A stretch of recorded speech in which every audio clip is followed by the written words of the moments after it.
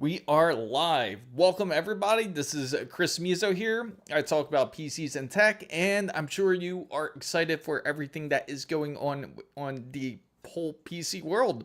In fact, Intel is plotting revenge and could possibly be trying to do their best to take back the CPU crown. Now, I know it's an unfortunate case of events for everybody who does have the newest Intel chipset, which is the Intel LGA 1851, where you had the 265K and 285K. Hopefully Intel doesn't forget about it, because you do have these guys behind who did buy these boards from 2024 into 2025. They are going to change up the chipset to Intel's LGA 1956, I believe it is, and they will be switching up with their new Nova Lake and Panther Lake plans, where it looks like they are really serious about the competition, to where they are increasing the lanes of even PCI Express 5. But welcome everybody. Hopefully you are here from, I know it's late for some of the guys out there in Europe. I really appreciate you guys for joining in, and I do appreciate everybody from the US that does join in and watch as well. There's some phenomenal PC builds that are getting done this week. There's two that have been announced through Discord that they've have finally finished building their PCs, which I'm stoked about for them. They just had a couple of minor issues they had to take care of first, but of course, with due diligence and resolve, they were able to build their PCs of their choice. We also will be talking. What's up, Delia? What's up, Suggested 13? No, this is not pre-recorded. I am right here, so don't worry. So if you got your questions about anything, feel free to ask. If you got questions about PC builds, feel free to ask as well. Now, there are a couple things. I did get a nice little package, which I can't reveal just quite yet, but just know that it is here. And I'm still deciding on what to do. For the most part, I am thinking of doing a live stream over at Micro Center sometime as soon as maybe even tomorrow. And this time I'll do it a little bit earlier. Hopefully none of you guys will be at work if that is the case. If I do plan to do it in the morning, I will definitely let you guys know, or you guys can completely vote on this case. Now, if you are interested in seeing this whole Intel build that I do have on the way, it is right behind me, which is Gigabyte's what is it, the Z890 motherboard, the AORUS Master. I've had it for actually quite some time, for about 2 months, and it's been begging to get built. But I do have to say, shout out to the company that gave this to me, and I will announce who it is as soon as possibly tomorrow, and I will make a vote on it as soon as I can, so that way you guys can come to a consensus and choose if you want to see this build, or would you rather see a component test. So that is something I would love to hear from you guys. Now, with Intel's newest build, or the newest processor, it's allegedly has up to, I believe it's 52 cores, which is quite insane. Now, a lot of it's from the E cores. You do have some P cores and some L cores that are on this processor. It's supposed to have up to X36 when it comes to PCI Express 5, which is quite crazy, and it's actually great. And for anybody out there who does have PCI Express 5, there is news this week that you don't really have to worry about any future upgrades coming up soon, which is PCI Express 6. That was a hot topic that we discussed for the last couple of weeks, and it seems that it's more than likely not coming to the consumer market just quite yet. They're saying that the whole PCI Express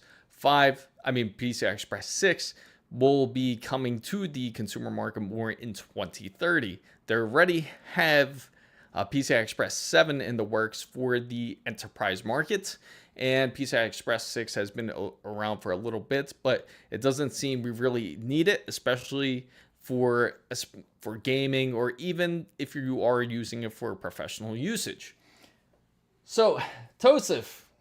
CPU is a Ryzen 5 5600 GPU, MSI Ventus 2X RTX 4060 motherboard, Gigabyte AORUS Elite V2, RAM 32 GB storage, 512 GB NVMe SSD, Power Supply Corsair QX 750. Is this setup good enough for gaming and for streaming? It certainly is. Now, don't expect to get So don't try to push like 4K or anything like that. I mean, you could get some streaming. I would highly recommend to upgrade the processor, in my opinion, when you get the chance. I know not everybody has the budget to go out and purchase a great processor. I recommend something that is multi-core. If you plan to use the same motherboard, go for the 5950X. That would be a much better choice in my personal opinion. Or you can even go to the, I believe they have the 5900 X3D you can even go to. If you go with any one of those, the multi-cores will certainly help you when it comes to streaming. Otherwise, you're going to experience, if you are planning to do a streaming and gaming session. Now, if you're not doing the whole gaming session, you might be able to get away with just the streaming part, but just have a little bit of patience when you are doing a stream. Now, if you have any suggestions what you are doing with streaming, please feel free to let me know on what you're streaming about, and I can certainly help point you in the right direction when it comes to it. Now, when it comes to what about the Ryzen 7 5800 X3D is also excellent. It is a awesome option if you can go for it. Are you planning to also show your are you planning to show yourself in the game as well? If you're planning to have a capture device as you are streaming, if you are, usually I always recommend a little bit higher. You can go 5800 X3D. It certainly can be done. But if you want the best possible streaming, I would highly recommend going 5900 X3D or 5950X would be good. Reason being is because of the multi-cores. So you're going to be streaming Forza Horizon 5, GTA, and Fortnite. Okay, so if you're going to be streaming those type of games, more than likely you'll be good to go. I wouldn't see any real issues with it. Hang on, guys. Let me adjust this one real quick. There you go. But I wouldn't really see any big issues with that. I would say, are you planning to stream GTA 6 once it is released? I know it's still a whole year or even maybe a couple of years away until we are able to get it onto PC. Or if you're planning to stream it from a PlayStation 5, feel free to let me know. But I'm pretty sure you're going to be gaming Forza Horizon 5 and Fortnite mostly on PC, correct? And if it's just GTA Online, yeah, you'll definitely get away with it. You won't have, with any of those titles that you mentioned, you shouldn't have any issues. And you shouldn't have any problems capturing them. Now, like I said, with GTA 6, it's still a bit unknown. We still have to know the specifications for it. We do know it does have some advanced graphics when it comes to GTA 6. They do have physics such as like the beer bottles when you can see them clinging together, or you see the carbonation from the beer, or when the Puma walks into the water. Those are all different types of physics that they use inside of the engine. So hopefully it doesn't require as much. Hopefully it's more developed than relying on any type of hardware such as ray tracing. So that is something to certainly predict. Now, can this PC run GTA 6 if I upgrade? I'm certain it could. I don't see why not. Now, even the most advanced games out there, I can say, doesn't really require anything higher than a 5800 X3D. I certainly wouldn't worry. What's up? What's up, Peru? Good to see you. Thank you for the support, the build. I know, I'm so glad. I got to show the audience your build. It is quite beautiful. You have good knowledge about PC. Thank you so much for your suggestions and subscribe. Thanks so much. I appreciate it.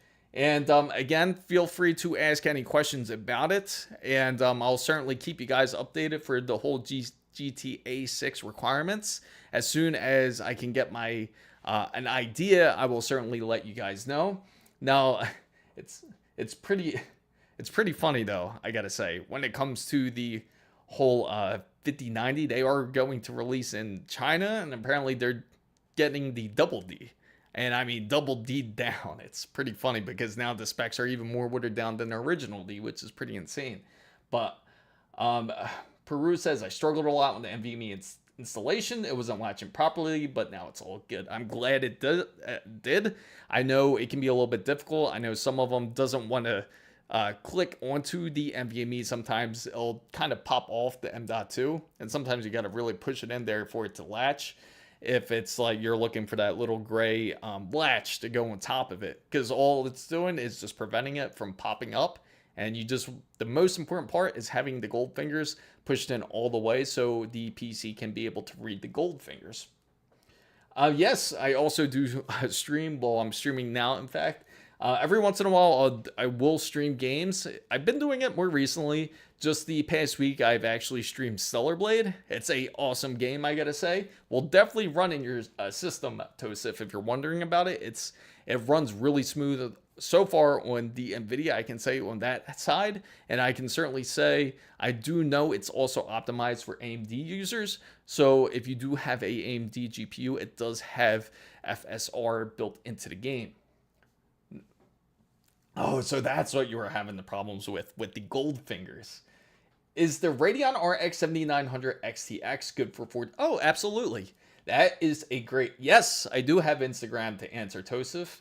I do have to say the 7900 XTX is still great for 1440p gaming.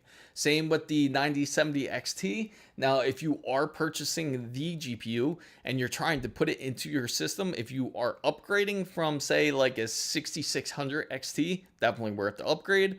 If you see the pricing for the 9070 XT around the same price, I would just go 9070 XT. Now, if you're thinking of going...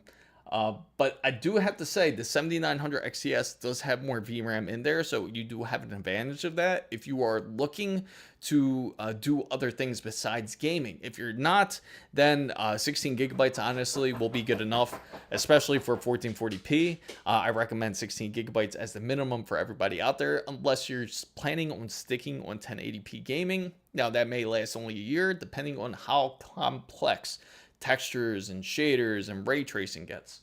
But 50, I do agree, 5060 isn't really worth it. 100% correct on that. By the way, should I increase my budget a little bit to get I would say no. Yeah, again, don't get the 5060. If you are planning to upgrade, at least get the 5070.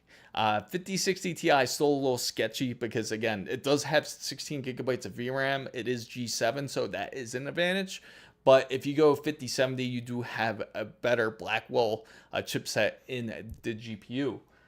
Now, Peru says, also, I got a small error on the RAM, but I changed the slots and it worked well. Sometimes that can be a little bit tricky, especially in a first build, because when you do install the RAM, it's easy to mix it up. The easiest way to remember when you do install a RAM on a first build, just remember it's going to be closer to the I/O ports of the case. It's always going to be closer to the front. And don't forget, you have to skip one in order to have it set correctly if you're running a dual RAM setup. You can't set them directly next to each other, or you can't set them like right before the I/O, where usually they're color coded. You might see like blue, gray, even red. It just depends on the type of motherboard that you have, but that can be certainly easy to mix up. And the 7900 XTs are going for $650. That's honestly a great deal, LSG. Good to see you, by the way. If it is going for only $650, that is a really great deal, especially if you're planning on sticking on 1440p gaming. I wouldn't see any type of issues with that. If you do eventually plan on upgrading, if you think you are going to 4K, then you also have to consider that option as well. But if you're a hardcore 1440p, I prefer ultra-wides, kind of like how this setup is, then I would say it shouldn't be any issues on that side. And when it comes to graphic card options, reason why I said the 5070 is a bit more worth it, because you do get 12 gigabytes of G7 and you do have a bit of a quicker clock.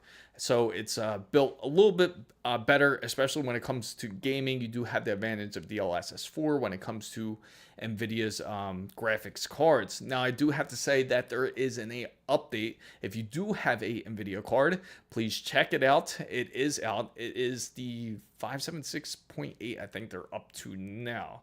correct me if I'm wrong, but they do have the NVIDIA driver out, and it's supposed to fix a lot of the problems. I've updated it on the streaming PC, but I haven't quite updated it on the actual gaming side of the PC, and I would love to, because I want to see if they ironed out a lot of the problems. I do know that they fixed the problems when it came to Monster Hunter's Wilds and a few of the other games where they were glitching. I'm curious about Doom because they added path tracing to the game, so that's something to be tested out, and I would love for the game to not really freeze up, because hopefully, I do have to say, it seems like Doom likes to freeze up on AMD if you do have frame generation on. For some reason, it's still a bit finicky, but that's something to still be tested. Now, I do have to say too, again, anybody who hasn't played Stellar Blade, it does run excellent. It's actually one of the better compatible games. Same with Expedition 33, a awesome game. You got to give it a shot. If you haven't played any turn-based RPGs, this is something you definitely got to try. And it's nothing like anybody, if anybody out there has tried Boulder Gate 3, it's nothing like that if you weren't a fan of that game. It's a bit more action-paced, and you do have a bit more options such as dodging, and you can actually parry, which is a nice feature that they do have. Story is excellent when it comes to Expedition 33. Stellar Blade is a lot of fun if you like games such as Ninja Gaiden, or you like Devils May Cry. It's similar to that, or Bayonetta. It's a very similar to that, and I gotta say, it's a lot of fun when you are in battling. I highly recommend using a controller though. You don't want to use a keyboard and mouse on both the games, believe it or not. Even though Expedition 33 is turn-based, I still highly recommend going on a controller. It definitely does feel a bit better. I originally tried to intend on starting with a mouse and keyboard. Didn't quite feel right. Definitely feels better on a controller when it does come to those games. But there is a game that I've been wanting to try, and I've been getting my friend to try to join me on my quest on this, because I haven't played Elden Ring yet. I've heard a lot of great things about it, and I do plan on playing it. I feel really bad because I was supposed to play with them for quite a while now, so I definitely can't wait to join the challenge. I heard it's quite frustrating from everyone, but it's a lot of fun. So Tosef says, by the way, what is my own PC specs? My personal PC, I have a Ryzen 9800X3D. I have a 48 gigabytes of G.Skill 6000 megahertz of CL32, and I also have, no, it's actually CL30, I believe. And I also do have 2 terabytes of SSD. It is PCI Express 5 M.2, and I also have a RTX 5090 and with a Corsair 5500X case. It's actually right behind me. It also does have ASUS's X870E Hero Crosshair. Excellent motherboard, I do have to say. Now for the other builds that I do currently have just for the studio for testing and everything, I do have a 9070 XT that I constantly test it. If you guys seen it, I did install Bazite and everything in it, and it's been a lot of fun messing with it, and I can't wait to do a little bit more, and I will definitely show different features of it, especially for those who do want to leave Windows and go to another OS where it's not so convoluted with so much startup problems and so many different updates. And no, I wish I was rich. This is all part of YouTube. This is all part of trying to do proper reviews for you guys out there, so you guys don't have to waste your money. I'll tell you the truth. That's what it is. So that way you guys can really experience it from these videos and see if it's worth it. You can judge it for yourself. If it's worth it, then you can get it. But no, but I am far from rich. I promise you. So LSG says that they're trying to bring back FSR4 to the 70 series cards. If that's true, that would be awesome. It would be great. I just wonder if they do have the architecture to do it. I could see it. All they have to do is fine tune the software for that to happen. But I'm actually in Florida. I'm based in Florida, in the U.S. I have a question. I have 8 terabytes M.2. But I find it overheating like mad without. You definitely need to cool it. Lee, you got to cool that thing off. You need to put a heatsink on that thing. If you don't put a heatsink, it's going to get way too hot. Even if it's open, it has open airflow. You want to find something that has like a.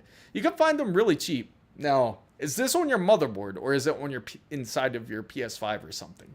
Because a very common issue that does happen. People will install M.2 without any type of heatsink, and then it will overheat. So is that the reason, Lee? Let me know, and I will certainly try to help you figure that out. Says with cool on it. What's up, Murdoch? Marduk, if I'm saying that right. Welcome in.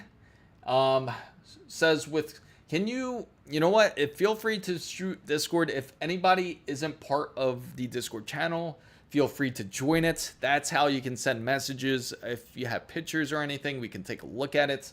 By the way, let me feature our guys in here. Feel free to ask. Go ahead, Marduk. Feel free to ask. Let me just answer. Let me just bring up his build right here. You guys are going to love it real quick, and I will get right back to the questions. And let me see here. I'm going to pull up Discord, and this is the build he has done. If you have any build that you're doing, or you want to show off your builds, you want to feature it in the stream, feel free to send it in Discord. I will be more than happy to show it for you guys. But congratulate everybody. Congratulate O-Dog here with his build. This is how it came out so far. And right there. That's it right there. Quite the beauty. Just finished it. And it is running, most importantly. So he has taken his time. It took him probably a day and a half, I assume, to build it. But it is done. So congratulate O-Dog for this. And as he worked hard on this build. What's up, Miguel? What's up, everybody who is joining in? Feel free to ask questions. Okay, let me get back to Marduk's question here and Lee's, because Lee has a problem with the overheating SSD. And let me send. Yeah, 6 hours. Yeah, it was worth it, wasn't it? Here, let me send my Discord to everybody here. Feel free to join, and please send your SSD. Send pictures of it, so that way I have an idea of exactly what you're talking about. Sorry if it looks very spammy. That's something I gotta fix here. This bot is out of control, I gotta say. I don't know why it spams it like that. So I do apologize if it looks kind of crazy. But feel free to contact me through Discord, show it off. And or if you have a problem, feel free to list it, and I will certainly help you out. So Marduk says, I will be building my first gaming PC, and it will arrive on the 25th this month, but I will be building it by myself. And I did all the steps. This is easy, but I have a problem with all the cables, and how do the cables part? Okay, so this is the easiest way I can describe when it comes to the power supply cables. When you are building your PC, just build it with put all your components together first off. Have the motherboard, have the CPU in there, have just about everything but the GPU, because as soon as you put that GPU in, it kind of complicates things more than necessary. So when you do have the bare minimum put together on your PC build, most of your hardware should be put together. Don't put the power supply in yet, but start with the cables itself first. So you're going to connect all the cables first from the case into your PC. So you want to use your case wires, which is going to be your power port, your USBs, your USB A's, your USB C's. It's going to be all that first, and plus your media port that will be connected to your motherboard. Connect those first, and then you want to work with the power cables. Connect the power cables from your power supply, especially if it's not modular yet. If it's if it is modular, you want to connect those power cables first. If you connect those power cables first, then it will be much easier for you to organize it first. Then you'll have the flexibility to get the idea of where you're going to maneuver those cables. Because as soon as you connect your power supply to it, then it's going to complicate it to where it's going to force you to move cables where you don't want them to be, or it's going to be in a really awkward situation. So remember, first do the case wires, then do the power supply cables if it is modular. If it isn't, then try to do the cables with the power supply, but just don't install the screws yet. Otherwise, again, it will complicate things. Just try to get it to maneuver to the point where it is more flexible. Another tip I do have to say is if you do have some extra money and you do want to spend a little bit more on cables, because I can say like Corsair, and I can say Corsair, Thermaltake, what's the other one? EVGA, MSI even. So their cables can be really stiff and rigid. So it can be quite uncomfortable to maneuver those cables. Instead, you can either invest on a better power supply. Like the best one you can get is Seasonic, because their cables are nice and flexible and really easy to work with.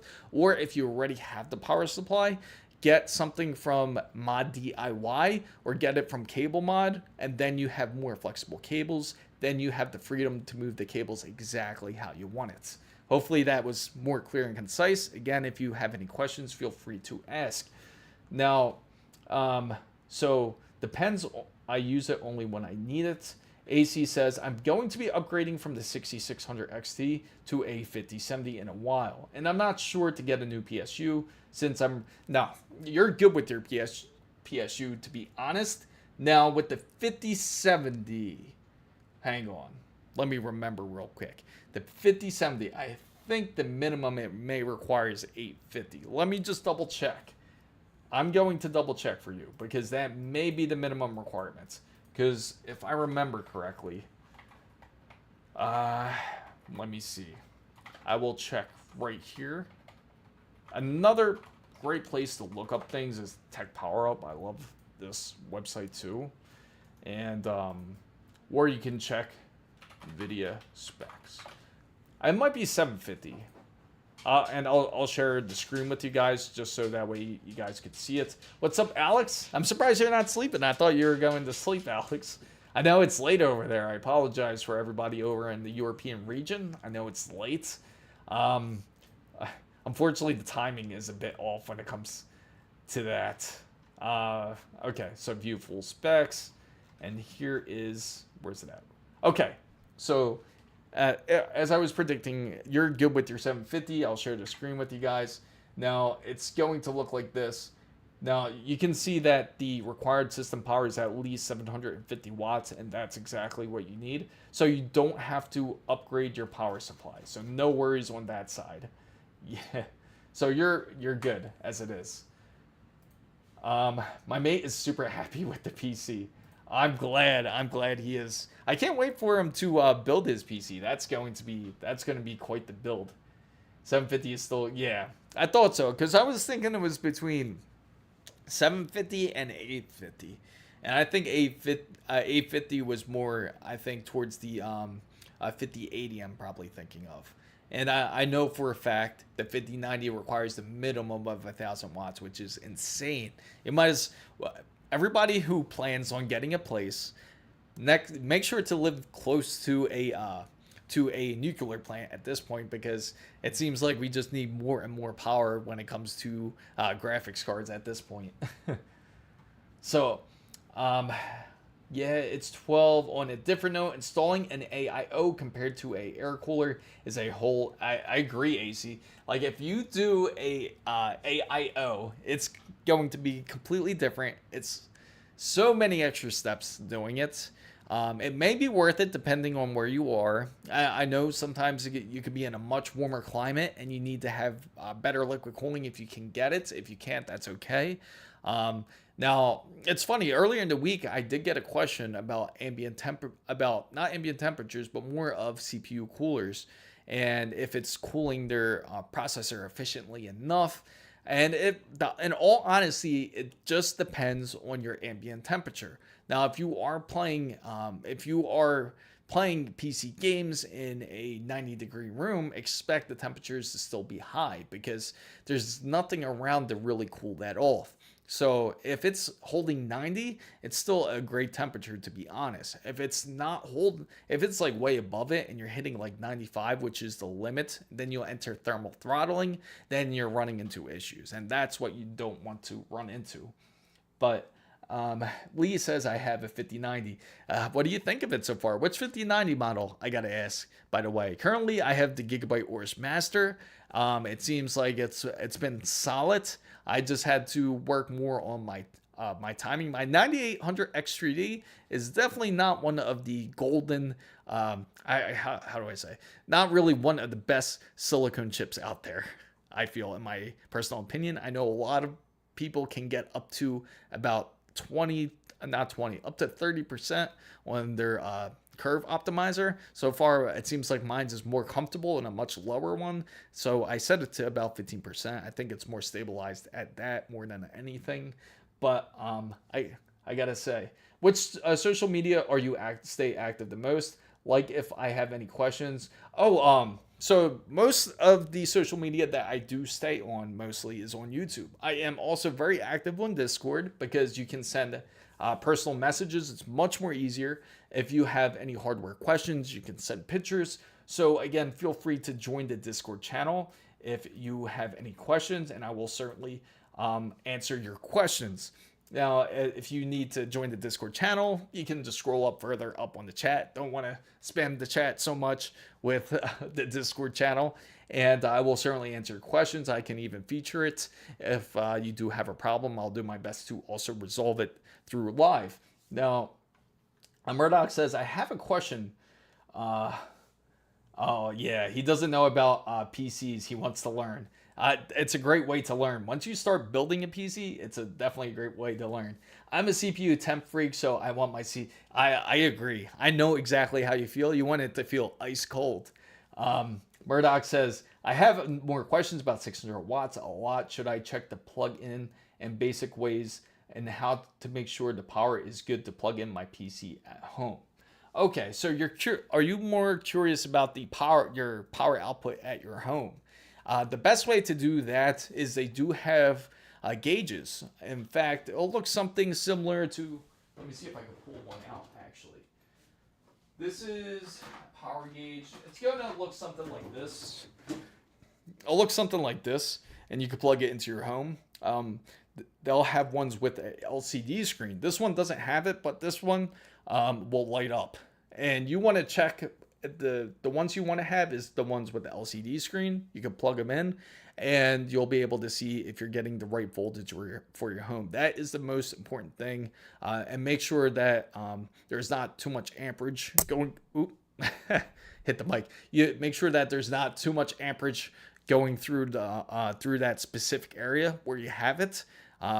Like having too much power. Typically you won't if it's like, say if you have like typical settings like say a TV or even a console, or that's not really anything. I mean, really heavy duty equipment such as like power tools or something like that, then it's going to take away from the amperage.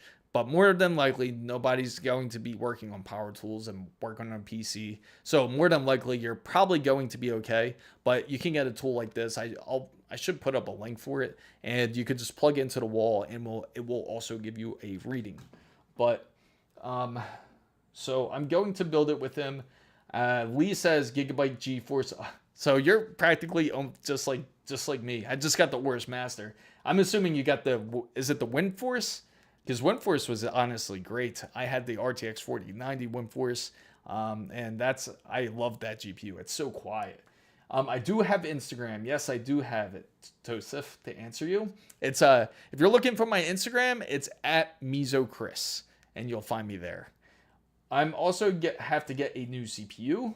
I'm not sure if swapping to AM5 is necessary, or can I get away with a really good AM4 CPU? So if you're thinking of swapping to AM5, it is going to be quite the upgrade. Now, there's going to be a couple components you will have to swap out. You're going to have to swap out your RAM, and you will be upgraded to PCI Express 5. Great features to have, and now it is the standard. So if you do choose to go AM5, it's great for you. You won't be limited to AM4. Now, if everybody here has a AM4 socket or wants to know more about it, I do have to say that DDR4 is coming to an end, and that they're not producing it as much anymore. In fact, that Samsung already announced that they stopped making DDR4 because they're one of the ones that makes a lot of the dies for the memory. And same with Hynix. They usually are the ones that make the dies for the memories. So they already announced that they're going to raise the prices on DDR4 by 50%. So that means DDR4 ironically will be more expensive than DDR5 because they stopped producing it, unfortunately. So anytime a product comes to an end, it's always going to be more expensive to support it. So if you switch over to AM5, it might end up being cheaper for you in the long run. But if whatever is holding you with AM4 currently and you're not having issues, you could always ride it out until you have to upgrade. And that's what most people do. They'll ride it out until they have to upgrade to a new PC build. Now, so what's up, Shy Gamer? Glad you're in. So I'm not gonna. So Alex says you can lower your temps by using your ACE. Absolutely, but some people, unfortunately, I think some of the people may not have it. Can you recommend a good 1 terabyte SSD for my gaming? Yeah, 100%. Anything that's NVMe 4, honestly, will do great. You don't have to get PCI Express 5 when it comes to NVMe. PCI Express 4 is perfect. M.2. And now I'm assuming your laptop is probably 2280. I would highly recommend getting Samsung's 90. I would recommend their what is it? The 90. What is it? Now the name's slipping my now because I got 9100 stuck in my mind, which is their new PCI Express card. But you don't have, I mean, not PCI Express card, but their new M.2 drive. You don't have to get that. In fact, you could get something like the 990. That's what I was trying to think of. The 990 is perfectly great. 980 is also good. Western Digital's SN850X is also an excellent choice you can go with. Even if you can't get those tier ones, the Western Digital Blacks, you can go Western Digital Blue is also great as well. The most important thing you want to look at is the read and write speeds. Anything that's over about 7,000, you'll be perfectly fine. Same thing with the write speeds. That's going to be around the 6,000-7,000 range, and it will work excellent. You don't need to have 13,000 megabytes per second or 13,000 write speeds per second. But so Murdoch says, because I'm home, the power shut down. Oh, okay. So you have a problem where the power shuts down a lot in your house. So what I would recommend is battery backup. If you get a battery backup, that will protect your PC. They tend to be a little bit more expensive compared to something like a surge protector. Most people get a surge protector for their PC just in case if there is a storm and your power does get knocked out. Now, if you do get battery backup, that will certainly protect your PC. What will happen is that battery charges in there, so as soon as the power does shut off, that it will keep your PC awake, and then you can safely shut off your PC if you would prefer to do that. That way you don't have to keep running it off the battery. But I would highly suggest getting something like that if you do have a problem, if the power does get knocked down pretty often. So I invited my mate to Discord. Awesome. Thank you. Now, if again, anybody, feel free to ask questions in Discord. If you have any pictures to show, feel free to send it in Discord and I can answer it that way. Just let me know, chat, if you do have questions or you sent me something through Discord. I will personally look at it. I do have the Discord screen up just in case for that. So M.2 Corsair MP, yes, they are good. Like I said, there's many good brands when it comes to SSDs out there. The only one I got to say that I would be sketched out by is any of those name brands you never really heard of. Yeah, actually, Intel actually makes some great SSDs out there too. Just to let you know, Crucial is really good. What else? There's another brand that's right on the tip of my mind, but they are a Korean brand, awesome brand too. But yeah, there's a whole list I can say when it comes to SSDs. It's really hard to go wrong, and they're very reliable compared to hard drives because hard drives could possibly fail. Now, are some great makers who make great hard drives too, and I've had Western Digital's hard drive like for when they had their first 1 TB black, and it was an awesome hard drive. It actually never failed on me. I actually ended up selling that PC, and it was about 10 years old, and it still ended up working great. But Marduk asks, is the AMD Ryzen 7 7800 X3D good for? Oh yeah, absolutely. It will blend perfectly. It will work great with it. The 7800 X3D is still a beast. There's no need to automatically jump to the 9800 X3D. It's not going to be that much of a detrimental difference. Now, I can't speak for the next generation. That's something to remain to be seen. But I do expect that AMD has reserved the best silicon chips for the newest gen for these chipsets, because they proved it with the 9950 X3D. A lot of those silicone chips were rated at these really insane numbers. And typically you can see that rating when you go into the BIOS. But I do expect AMD does have something to surprise us with. And I'm curious if they're also going to surprise Intel, because Intel seems like they're really trying to get back on the ball after the whole debacle with Pat Gelsinger getting let go of the company and trying to switch the whole Intel name back around. But I was thinking of buying a 4th generation yes, definitely get 4. Team Group is also a great one. Silicon Power is also great. What's up, James? Glad to see you're doing. Thank you. I do appreciate it, James. I appreciate it. Oh wow, it's funny. I haven't heard from you in a while. But new AMD is coming out soon. Yes, it is. It will be coming out within about like 6 months or so. I do expect to see it over at CES.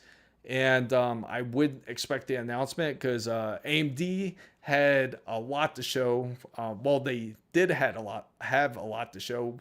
It was kind of disappointing because they kind of went over FSR4, and then they just kind of skipped the whole GPU segment.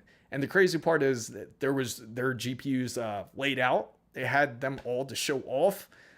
Which was insane, but then they just didn't have anything to show. They had the slideshows for it, but they just, everyone was prepared for it.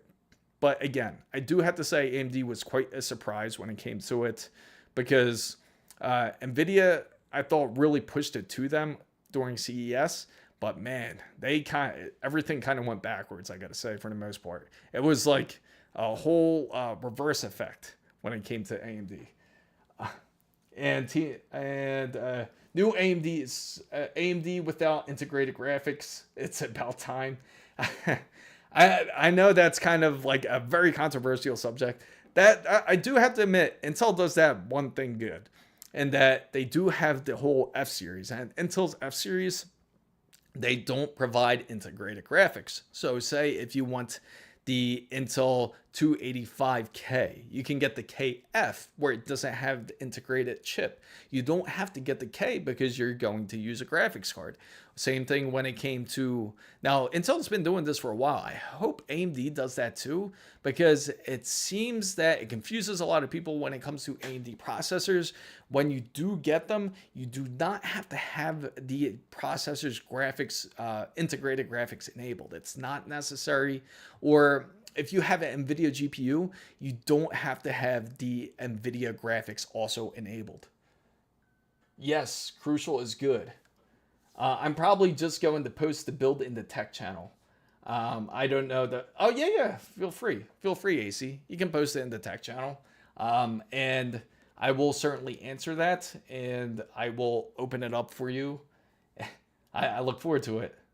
What's up, AC? I just saw you joined in. Our great moderator, Alex, has responded, I see. Do you think AMD is going to compete with NVIDIA and release the 9080 and the 90? I think they will. In all honesty, I think they certainly will. And the reason being is because their AMD's GPUs sold so well, it sold 10 times more than they expected. So that means that they can certainly profit if they release the GPUs that can be expected. NVIDIA, they actually kind of drew back a little bit with their graphics cards, even though they're very dominant when it comes to their GPUs. They're very, very focused when it comes to the whole AI market. They even slowed down a lot of their 5090s because of it, because they wanted to focus more on the AI segment. So this is a very good opportunity for AMD to strike. I just hope AMD doesn't repeat themselves, because they do make a mistake pretty often to where they have the opportunity to take over and they just don't seize the moments. I see AMD going to come out with a 9080 XT or a 9090, or they probably are getting rid of the whole XT side. More than likely, I could even see their new generation get rid of that whole side of calling it XT and probably rename it, because it's going to get quite confusing afterwards. But I do see them coming out with it. Will it be G7? That's a big maybe. It's probably going to be G6 though, I do have to say. I don't think they are going to move up to G7, because that will just make it much more expensive in that case. And they know they can't sell at a rate like NVIDIA for marking their cards. So it's still going to be an expensive card. It's just not going to probably be G7. And it's still going to be a very competitive card against something like the RTX 4090. Against the RTX 5090, I can't say they will match in path tracing. I can't say they'll match in ray tracing, but they will more than likely compare to ray tracing with the 4090. So LSG says, Shy Gamer, I'm sorry. Why are video game companies making video games for people with the most expensive GPUs? In the process, the majority of the gamers aren't able to run the games properly. Thank you for mentioning it, Shy Games. Shy Gamers, I'm sorry again, but I thank you for mentioning it. That is a serious problem. I've been complaining about this for the last 6 months, I gotta say, because they are not open as much. Okay, ACICU, I will answer right after I speak on a Shy Gamer's behalf here about the whole gaming market. That is a great question. It seems like these gaming companies are making people upgrade their GPUs unnecessarily. Meaning, if you have, say, a 3090, technically you should be good for as long as maybe 6-8 years, right? Because usually when you get an expensive card, it should last you a good amount of time. Now it almost seems like they're trying to force you to upgrade your GPU because of newer technology. You won't be able to play these games unless you enable ray tracing, is a good example. You won't be able to play this game properly unless you have the proper VRAM. You won't be able to play this game unless you have frame generation kicked on.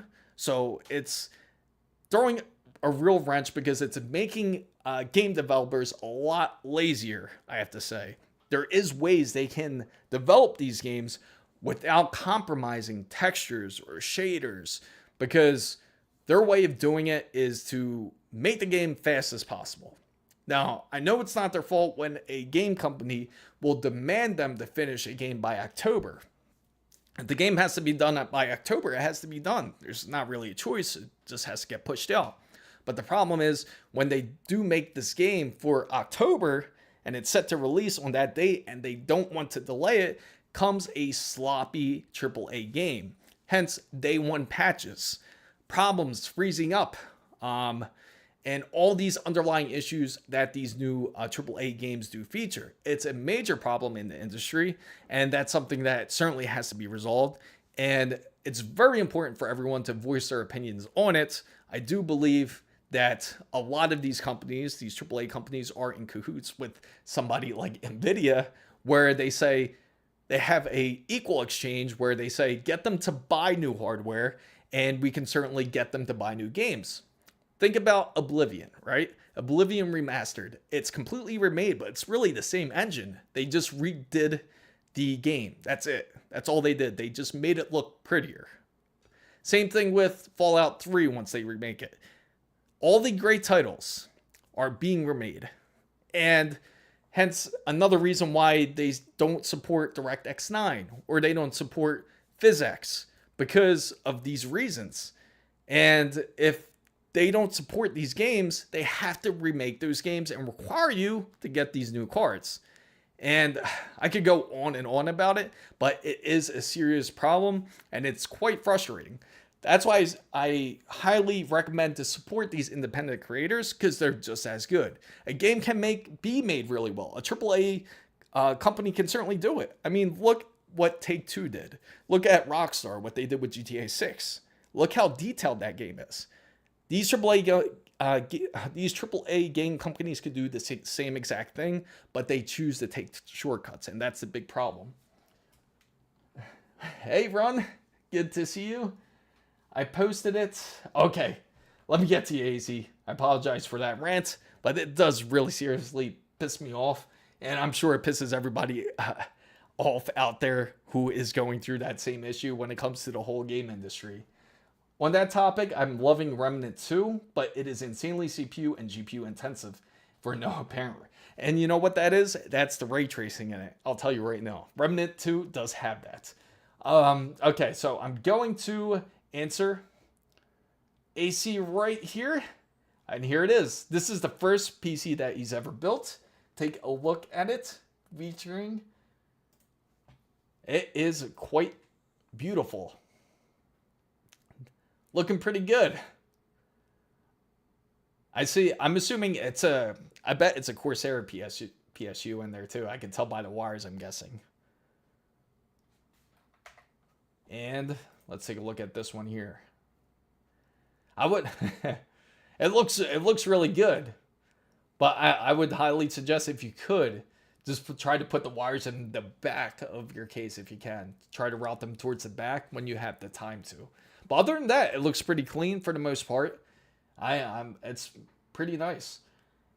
And reason why they do, it's because NVIDIA's fault. They want you to buy the latest GPU, and it's bad business sense. But if they didn't do it that way, why would you buy a new GPU? It's bad. My 5090 cost me loads. Exactly. They just want to get people to spend all this extra money. He wasn't kidding when Jensen Huang got on the stage during that whole press conference, and he said that people spend $10,000 on their desktop PCs. But the majority of the gamers do not spend $10,000 on their rigs, I have to say. Majority of the gamers try to spend as least as possible if they can. But to force us to spend the money that we don't have is not a great business motto, I have to say. So Shy Gamer says, do you think NVIDIA purposely gatekeeps the DLSS and frame? Absolutely. I feel like that. I know the models are going to be different. I do have to say. There is more advanced models when it comes to the whole, the 4090s have it. They do have the same model, but it's just not as quick. They introduced the models into the new 50 series when it comes to AI generation. Now, I do have to say it is a bit more advanced, but I do feel that more can be done, where it can be a bit more optimized for the whole frame generation side. Now, the thing is, AI and DLSS and all that has already been here. In fact, DLSS 3 and 3.5 were what was featured in the prior generation. It's just now DLSS 4 sounds like this big leap forward, where technically it's not really a large leap forward. It's just you get 3 more frames out of 1 frame versus 1 extra frame out of 1, so to say. So that's the big difference between the two. But it's, like I said, frame generation doesn't necessarily make anything better. For example, if you run the same test in Monster Hunter's Wilds, you run a benchmark test. And since you have a 5090, you could try this for yourself and see if it does this too. The fact that when you run your 5090 on Monster Hunter's Wilds benchmark, you don't have to have the game, just download the benchmark and run it with frame generation and see what the score is. Take a look at your frames too, remember it. because you're going to see your FPS is going to be quite high. It might be like something ridiculous like 210, but your score will actually be a lot lower when you have your frame generation off, even though your frames are lower. You're getting a better score out of non-frame generation versus the frame generation. So give that a shot and see what type of score that you get. And that's going to be very typical amongst the line of games that you throw at it. So it's not really making performance any better when you do have frame generation on. It's almost like an illusion. What's up, Snecker? Good to see you. LSG, 1 step for gamers, 10 steps for AI. Yeah, exactly. It seems like that. Also, that specific wire for the AIO pump, it's super short for some reason. So I would have to, oh, okay. Yeah, sometimes, you know what sucks though? Like sometimes companies don't give you a long enough wire, especially if you're in a larger case, such as AC says. It's good to get extensions. Like they do have like fan extensions or RGB extensions in cases like this if you're unable to route it through.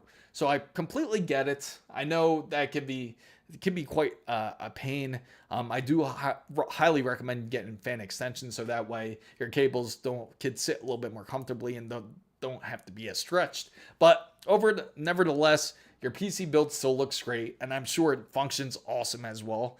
And I'd love to see the benchmarks. Feel free to post it in Discord, as we do have a benchmark server as well.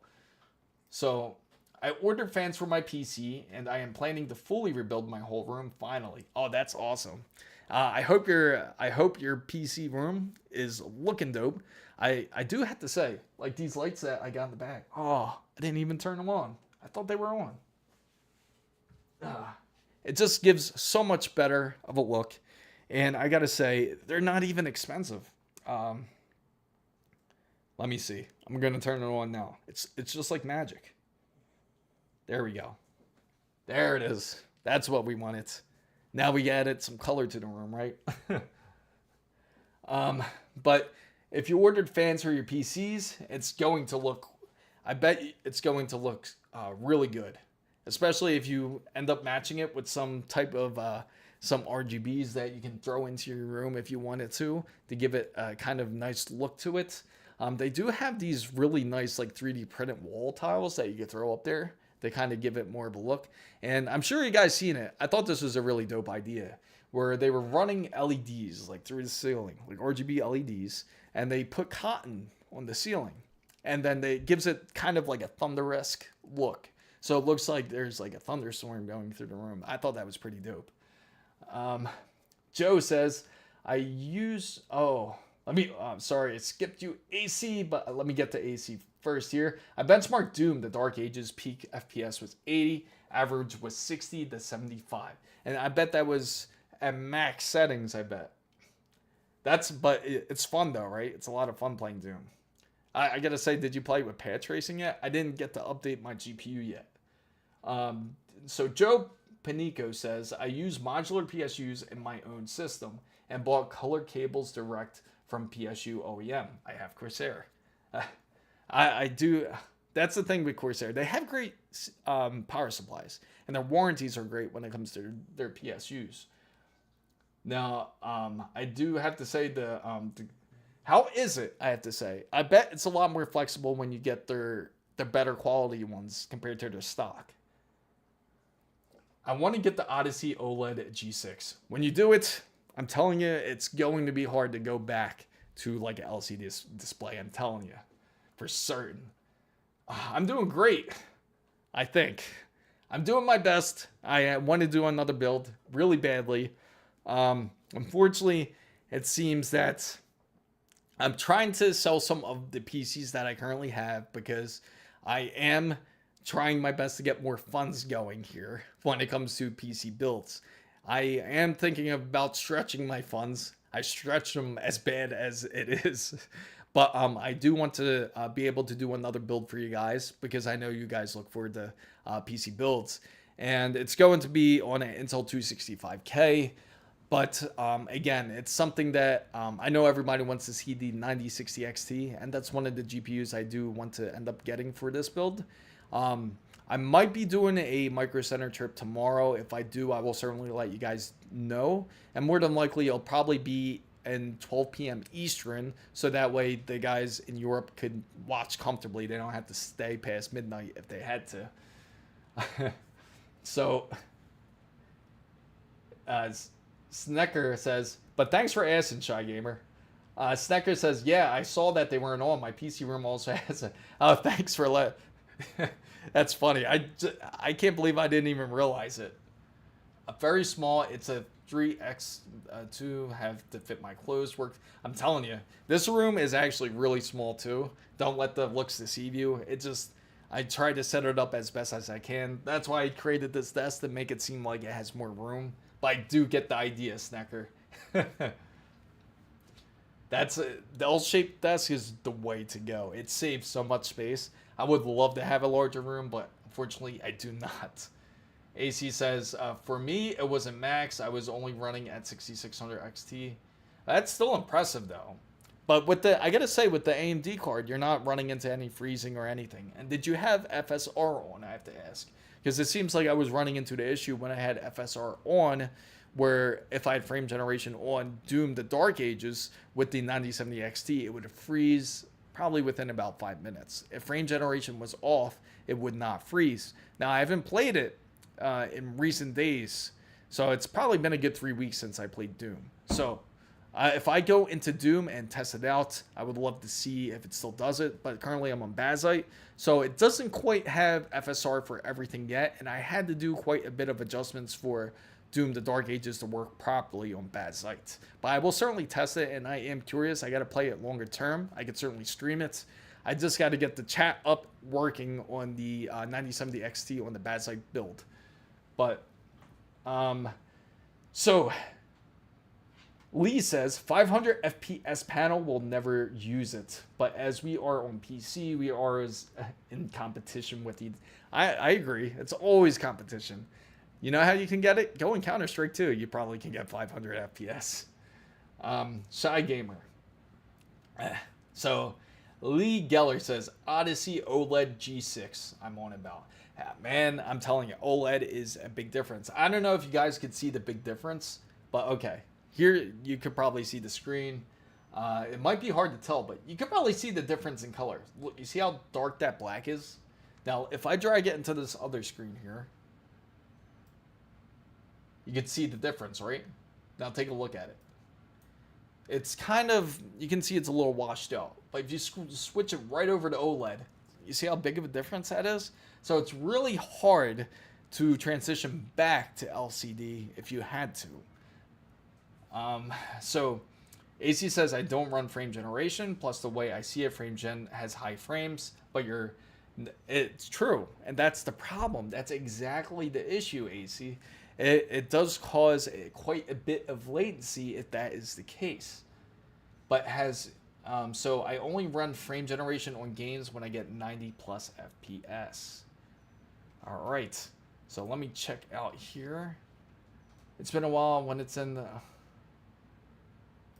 Okay, just responding to Discord chat here. I feel bad for everybody. I just want to thank everybody here who is from Europe. I do apologize for being so late for you guys. Thank you.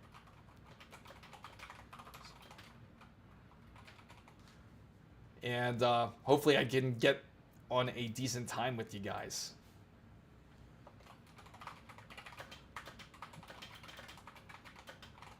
For the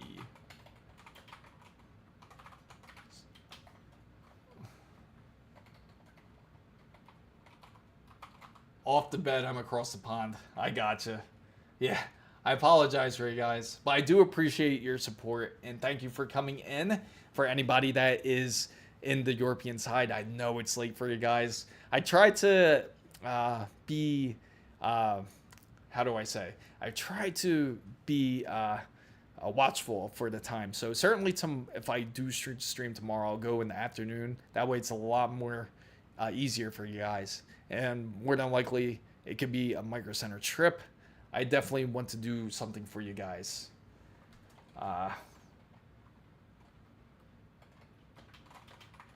There we go. So I agree nowadays. Uh, so 2 a.m. guys, you are some warriors. I gotta give it to you. Thank you, Fan Bam. Again, the 2 a.m. warriors, I'll call you. I agree nowadays with AC. Nowadays, I try to reduce my graphics and turn off RTX in order to make it run without the... You know what's funny? And everybody who has the 50 series, anybody that does have a newer AMD card will tell you the same thing. That most of the time you're not going to really use frame generation very often. In fact, it almost seems like frame generation is kind of useless. It's almost like I feel like we honestly used it a bit more when it came to DLSS 3 than DLSS 4, to be honest. And DLSS 3 is a bit different because it can affect more of, I'd say, like the texture sides. And when it comes to like the shaders and everything, it doesn't affect it as much as frame generation does, because it's kind of forcing extra frames that you don't really need in there. Whereas though, when it came to something like DLSS or FSR, it was generating better frames because it was able to reduce the actual graphics in there, so it didn't have to create anything, so to say. So I do agree with you guys out there. I feel like frame generation isn't really utilized as much. I mean, I honestly hate using it. I try my best not to use it on anything. Honestly, I don't think I've ever really used it. The only time I really use frame generation is because I want to introduce it to everybody out there who doesn't have it and see how well it performs. And when you do turn it on, it really acts weird. The first time I've actually experienced the whole frame generation with their new DLSS is with Ninja Gaiden 2. And with Ninja Gaiden 2, when frame generation is on, it would do weird things. Like as if Ryu Hayabusa is jumping, right? If he's like doing his bird flip, right? It would glitch out. You would just see like a black line and goes across, and the screen would shake. But then it would eventually normalize. Or I would go into a place where there was like repeated textures. So if I went to like say like a roof where there's like a ton of repeated textures, then it would almost seem like it would start glitching out on something like that, because it would freak out, and more than likely I'm guessing it tried to create like an infinite roof, but then it realized, wait, this is just a roof, we'll let the whole frame generation calm down. And I think that was really the first phase of it, but I really didn't like it then. It was just really weird. And sometimes it would produce these frames that don't exist. Like if you're jumping, it would seem like you're doing this extra jump when you really didn't do anything. So I do have to say that. Now when it comes to, now I am very curious for when it comes to Intel's side, if they are going to do something really different, or is it going to be really pretty much the same thing? Does anybody out there have any hope for Intel when it comes to processors anymore? It seemed like all hope was lost, especially after the 10th generation, where it kind of repeated the whole 9th generation of Intel. Alder Lake seemed like it was going to do decent, especially with the 12th gen, since they were the first ones to introduce PCI Express 5. But somehow, they ended up losing track of themselves. And as soon as AMD came out with theirs, they nearly immediately got automatically defeated at that point. And then they had the issues when it came to Raptor Lake and Raptor Lake Refresh when it came to the overvolting. At first, they were blaming motherboards. Actually, they were blaming each other with this whole thing originally, because they didn't know who to blame first. So they were saying that the BIOS needs to be updated. And sure, that fixed some of it, but then there were still some processors out there that were having these issues when it came to voltage.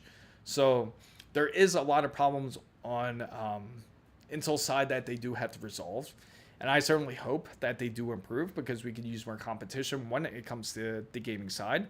And the funny part is for those who use their PCs more for workstation usage, those who don't have a Threadripper, or needs to use it for something like DaVinci or Resolve, but DaVinci Resolve, or needs to use it for something like Adobe, or needs to use 3D Max, Typically, Intel is actually better optimized for systems for that.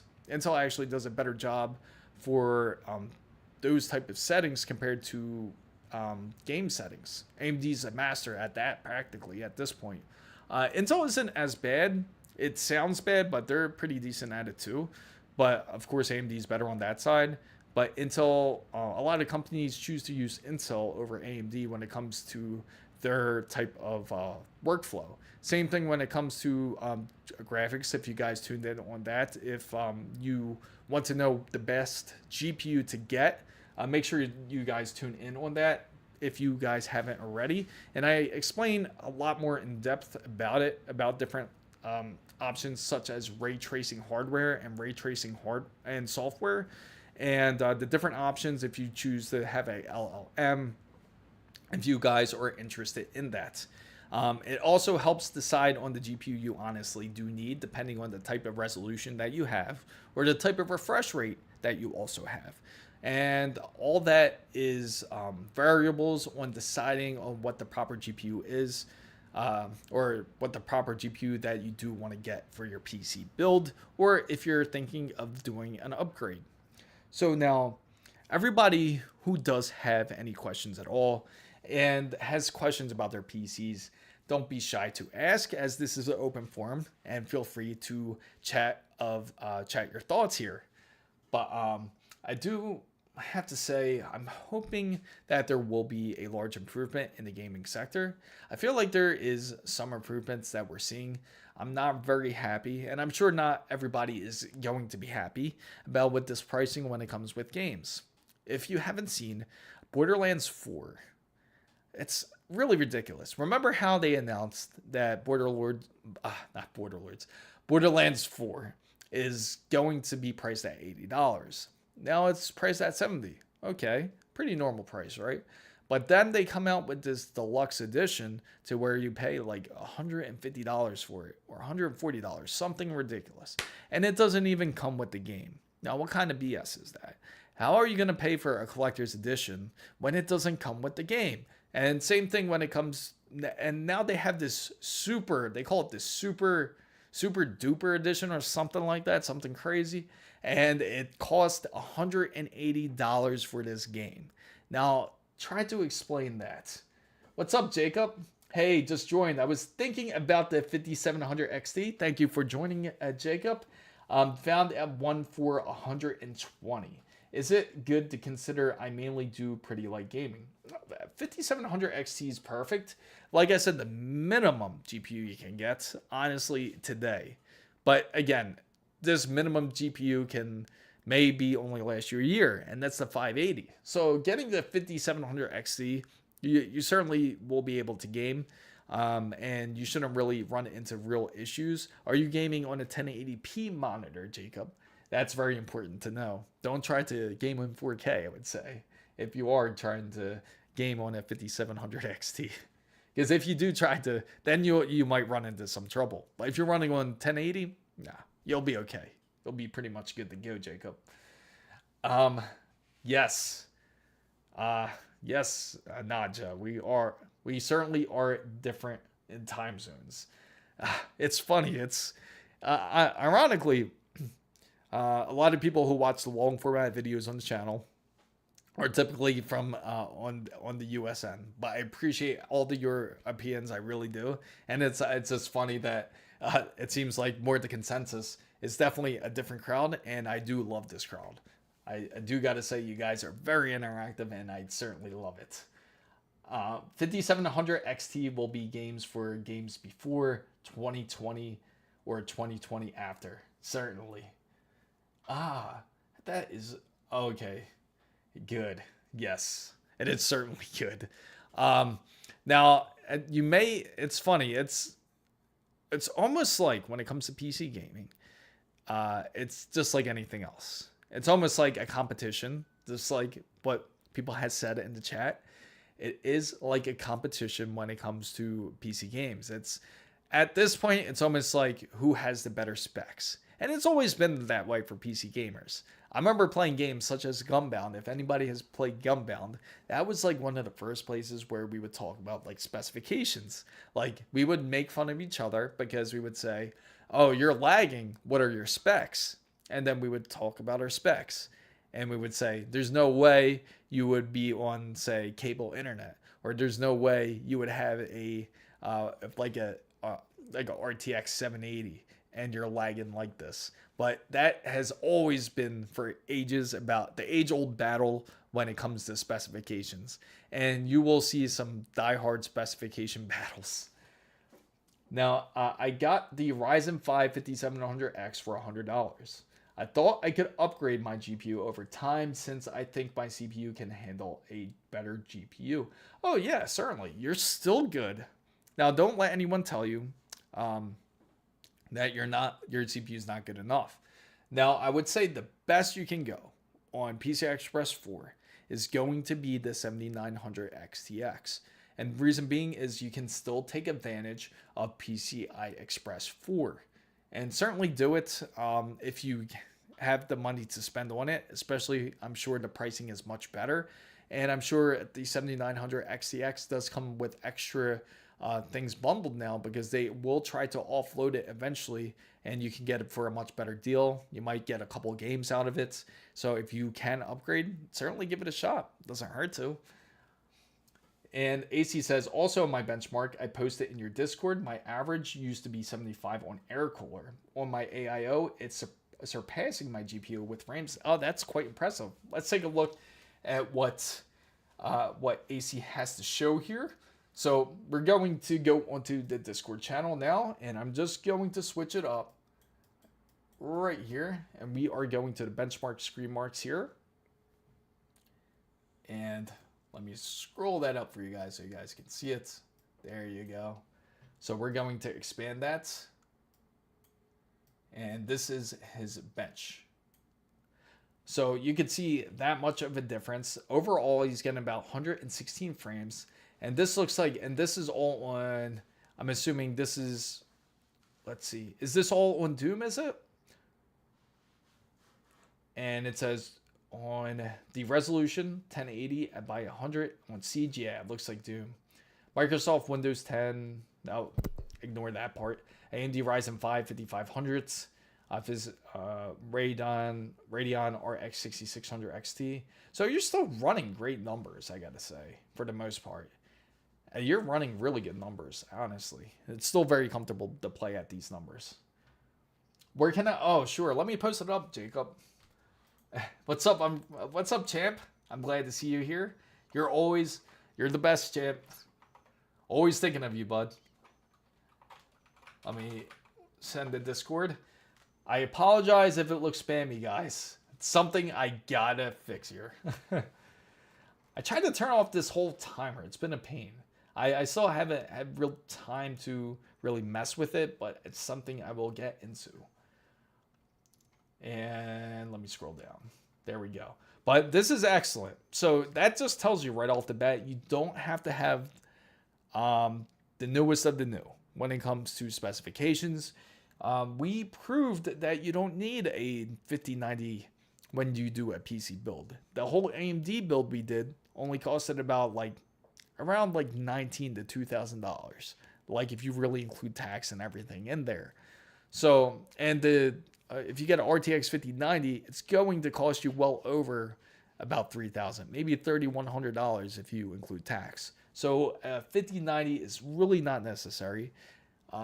If you're interested in doing different workflows such as LLMs, you want that for your system, then yeah, then it would make sense. But if you're just gaming, then it's not really necessary.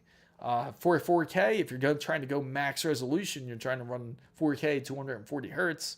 But even then, I don't even think you'll come close to hitting 32 gigabytes of VRAM, to be honest. But yes, the average is average FPS. Very important for everybody to know. Minimum, just to let you know, is just the smallest number for anyone to fall into, the smallest category. So this is important to know.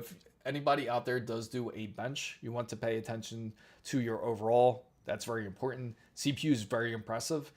You can see that it's doing very well. Its average is 103.98, which is insane. The minimum it's getting is 57. Not a big deal. Yeah, minimum's not very often. It's the same with your max. You're not going to go max very often as well, which is 157. That's performing super well. The GPU is doing pretty well as well. It's doing 86.24 on average. Minimum is 61.3. Maximum is 109. And the overall performance is very important. Now, when you see that minimum, honestly, it's not that big of a deal. 46 is still very playable, and you're not going to hit that number very often. That's just a predicted number for the most part. The most important aspect you want to look at is average. Yes, I agree. And that's what I mean with these numbers. It's just a benchmark. It's just really pushing the game to see how well it does run.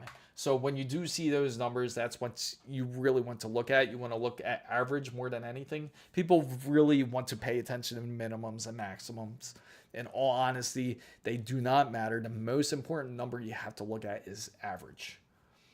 Also, the benchmark was on one of the open world. Yeah, Siege is a big map. It's a large map, but it is a lot of fun to play Siege. I think I'm still on Siege, matter of fact. I think I'm still on it. I did beat yeah, maybe I'm still on it. I have to double check it. I know I went through the open world side. I went through on the quest with the dragon over everything, and I went through the board and found everything that I could. Got the skeleton key so I could open up the doors.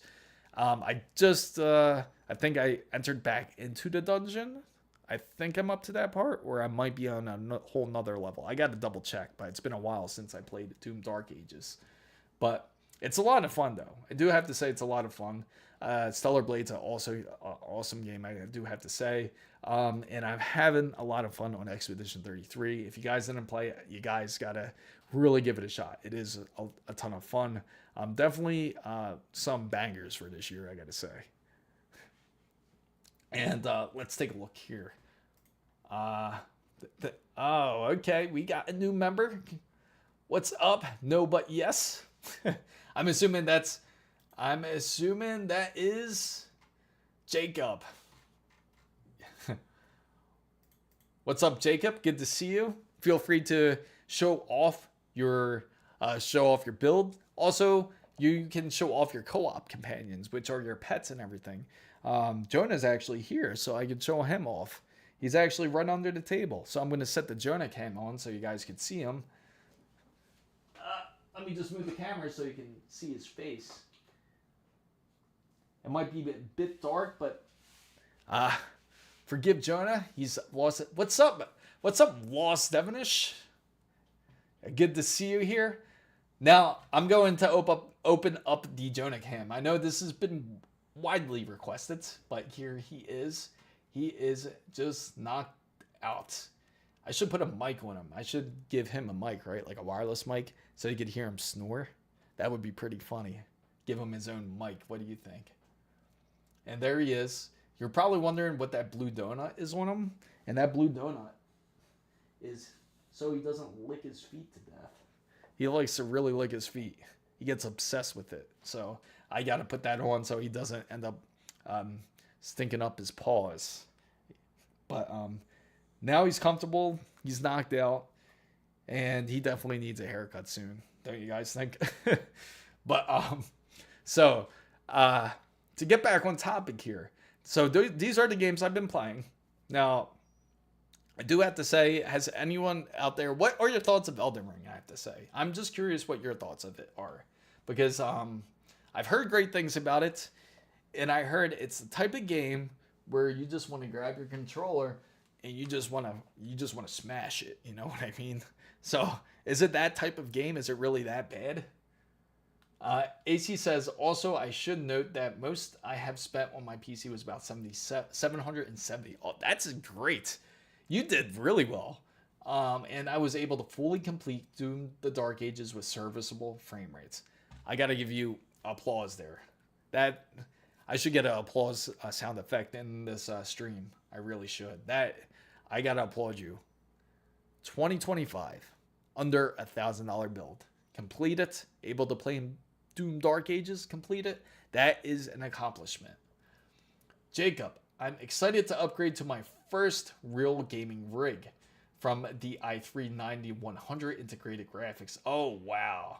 You are probably going to jump like 3 different loops when you go into your new build. You got to share your specs, Jacob. I got to know. Share with everybody who doesn't know the specs, because I'm sure everyone would love to hear what you have. If you have some pictures, feel free to show it. I will certainly show it. And there you go. Here goes another member here. Naja. She is also playing Expedition 33. And let me see. Switching over to Discord once again here. And only $1,850 for a system, $1,800 for a PC.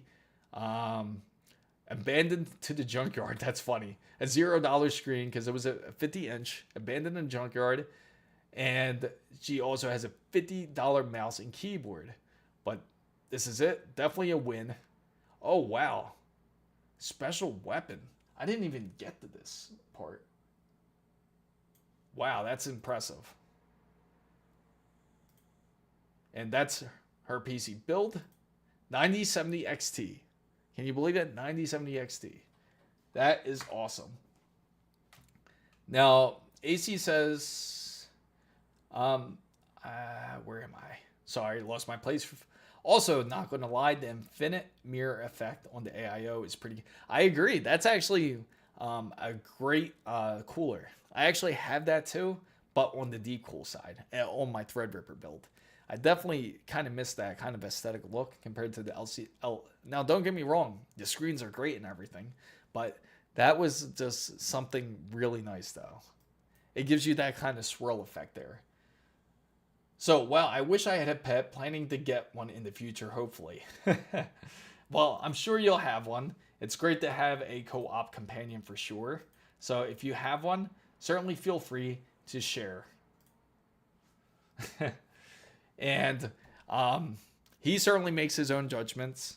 He actually he'll let you know if he likes to build because you'll actually sleep by it. He's actually, right now he's by the streaming PC. So he's knocked out. This is his peaceful place. So what's up, Jay? Can you suggest a CPU GPU combo to base a build for under $700? Sure, certainly. Now, you're just looking for a CPU and GPU? No motherboard, anything? Just CPU and GPU, and that's it, right? Just to be clear, Jay? Ryzen 5 5500 for CPU, definitely. That's certainly one you can certainly take advantage of. And you can get, if you do get 5 5500s, then you can, or you can even go, if you want to go on AM5, get the, what is it? The 7500F, I think it is. 7500F, I think it is. That was a great suggestion also. Yeah, the 7500F is really cheap. You can get that for like, now I got to know your location. Are you in Europe or in the US, or let me know, Jay. And I can certainly help you. Because I can say if you get the 7500F, it's like $140. 140, 150 about. I'm going to base the PC around the CPU and GPU. Okay. So you can, do you want to, I highly recommend getting a 9070 XT. I'm telling you, like, out of all the GPUs, it's certainly the most impressive GPU, I gotta say, throughout the year, even compared to like the 5090 or any of the 50 series. I'm telling you, AMD has really outdid themselves when it came to the whole 9070 XT. If you get that with the CPU combination, you can certainly mix and match it and get it around that $700 range. I would just get them new, since you can get a 5500 for about $80. Yeah, you could even do that. But if you do get a 5500, I wouldn't suggest the 9070 XT. Then I would suggest something more of, say, the you could get something like the RTX 5070. Maybe, yeah, RTX 5070 would work for you. Or even you can get the RX I would say the RX 7800 you can even get. That would be a good choice too. And but either one of those, I can send you a whole list, Jay. And but feel if you want a list, I can certainly create one for you. Just join our Discord, and I'll send one right over to you for sure. Yeah, and because you can certainly get all these components certainly new for sure for a 700 if you have a maximum budget of 700 together with CPU and GPU. And you're going to love it. Is this going to be your first PC build, Jay? I have to say, because if it is, I gotta congratulate you. Welcome to being part of the team. Once you join it, you're gonna love it. There's so many different modifications. No problem, Jay.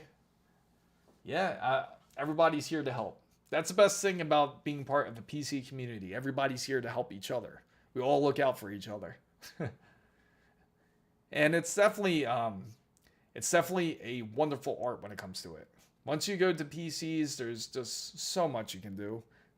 You'll see how boundless the opportunity is. It really is. Oh man, wait till I show you guys this. I still haven't showed you guys this triple D. It's kind of ridiculous. Talk about getting shafted. Oh, I can't wait to show you guys this. Oh, here it is. Let me show you this article before I show you the shafted article. I like to shop used for GPU. This is going to be my second build for myself. Awesome. Awesome. If you're getting a used GPU, also be aware. Now, I did mention this to everybody out there that there is a scam that's going on with the RTX 4090. So if you see a price for RTX 4090 that's like $1,000, which is an excellent price to get any 4090 and an impossible price to get it at currently, don't get it, because more than likely it's a scam GPU. It's going to look exactly like a 4090. The outside, everything about it, nearly. But if you check the barcode, it's going to tell you it's either a RTX 3080 or a RTX 3090. And that's a problem because it's actually not a RTX 4090. It's just a 3080 or a 3090 in disguise designed to make you feel like it's a 4090. So be really careful in the used GPU market, especially for any high tier cards such as a 4090 or even the 5090. And I'm sure there's scams already going on with the 5090 that just hasn't been shown just quite yet. So just be really careful when you do purchase these cards. So this is what I really wanted to show to you guys too. And this is actually, speaking of Doom, this is a great one to show. So Doom Dark Ages path tracing PC performance analysis. Slaying demons never looked better than PT, which is the path tracing boosted by NVIDIA's DLSS 4. Okay, hopefully this isn't an article where they're just swallowing too much there. So anyway, Doom the Dark Ages has finally received the path tracing updates, offering greater visuals as we've spoken about. That was one of the big updates that they had. Dark Ages path tracing updates is finally here. Huge visual boost with NVIDIA's DLSS 4 and ray reconstruction being a must for Demon Slayer and fast-paced action. So this is how it looks. It looks quite beautiful. It does look quite beautiful. Take a look at it. You can see how it looks. But then again, AC. Now tell everybody here, do you care about this path tracing now? Where you just cared about the playability, correct? I know that's what the case is. So Jay says, my first PC had an i7-4770. Great. That was a great generation, I have to say. And that generation had a 4790K, Devil's Canyon. Like that 3.9 gigahertz, had 16 gigabytes of RAM, so did awesome. 500 gigabytes Samsung 870, and now a 1070 from, man, your build almost sounds very similar to what I had before. I avoid those higher end cards and use market. They just tried to justify their prices by what they paid for it a year ago. I know what I got. Exactly. If the game looked like a PS1 game but was fun gameplay wise, I could care less. And that's the thing. There's a lot of independent developers who create great games. Great example. Did you guys play Schedule 1? Great price. Only you can get it for $10 now. And you don't need the best GPU out there. So I've heard about these fake 4090s. It's certainly a very real topic. It does exist. So please, everybody, be careful out there when you do purchase, especially if you're buying off of Facebook Marketplace or OfferUp, and because you know how sketchy it already is, where you get those weird requests where they ask you to Zelle you and they ask for an email because they want you to create this business account. It's just be careful out there. You know how these scams are, and you know how they try to get people. So Schedule 1 was great. I'm just waiting for more content to be added. There you go. Another great game there. Palworld's another great game. And it's funny. A lot of these games that are way underrated, not really underrated. They're recognized, but they're not widely recognized, I should say. And indie devs are killing it right now. I'm tired of AAA games having no soul. And that's the problem. I feel the same exact way. I mean, how do you honestly feel? How do you take what the owners of Borderlands 4 said about $80 should be the standard? He agreed. And then on top of it, he's trying to justify the pricing for this. A matter of fact, I'll show you the text. I will show it to you. It was a friend that texted me this, and I was quite... And I felt I just had no words. Right here. Where is it at? Borderlands, right there. That's it right there. Let me try to clear up this. There you go. You can see it, what it says. And isn't that ridiculous? $150, right? AAA studio, but you don't get the game with this collector's edition. Now, try to explain that. Imagine you pre-ordered it for $150 and there's no game in there. So, yeah, Jay, I'm not sure what to play after I complete my first build. Oh, there's so many games out there. There's actually some games that look pretty interesting. Did you see that they actually came out with a game for, I think it's called Bongo Cat, actually. Let's go in SteamDB, and I will show you. I'm actually intrigued. I am very intrigued by this.